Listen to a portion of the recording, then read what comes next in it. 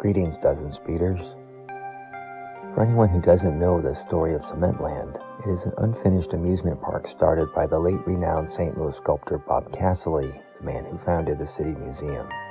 Opened in 1997, the City Museum is a 600,000 square foot tourist attraction located in a 10-story warehouse formerly owned by the International Shoe Company in downtown St. Louis. This estimated 55-acre site is located at the intersection of Riverview Boulevard and Scranton Avenue and was once home to two companies, GAF, a building products manufacturer, and Missouri Portland Cement Company. The property Missouri Portland Cement operated on included river frontage, where they used a conveyor-like pipeline to bulk load their product onto barges for efficient transport up and down the Mississippi River. Reportedly, the cement factory stopped operating on the site in 2000, but I think the parcel was abandoned more than a decade earlier. Details on the now-defunct Missouri Portland Cement Company at this location are few and ambivalent due to the fact that 9 different companies operated under that name around the United States. My research indicates it is possible that the company was first registered here in 1900, but I don't know that for sure. Bob Casserly purchased the property in 2010 and began working on this new pet project following the resounding success of the City Museum in 2011. Prior to his acquisition of the site, it was used as a dumping ground for unwanted fill by a number of local construction companies, which was allowed to continue under his stewardship in exchange for payment as it benefited his own ambitions for redevelopment.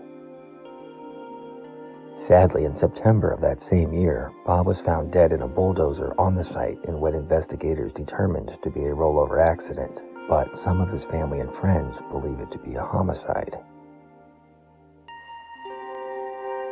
In the years that followed, multiple fires have broken out primarily in the areas where some of Bob's sculptures and the molds to make them were being stored. A private investigation determined accelerants were used in a 2014 fire that may have been set to cover the theft of some of these artworks. In 2016, another fire broke out that further decimated more of the remaining works the artist left behind, despite the then property owner's claims that no fuels or flammables were anywhere near the area. One report stated a loud explosion was heard just prior to the breakout of the 2016 fire.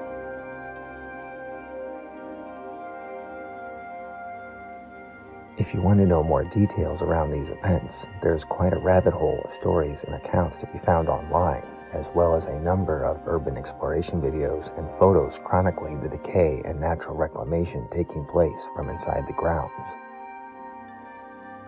While some of the documentations have been permitted, many were not, despite privately hired security intended to keep unwanted trespassers and vandals from entering this dangerous area. After an untypically long probate period to determine the future and ownership of Cementland, a firm called U.S. Carriers has acquired the 16 acres of the property located on the east side of Riverview Boulevard for $1.3 million during the summer of 2020. The acquisition includes mooring rights along a few hundred feet of Mississippi River along its western bank. This leaves around 40 acres of Cementland for sale as of the making of this video, and only time will tell what is going to happen next.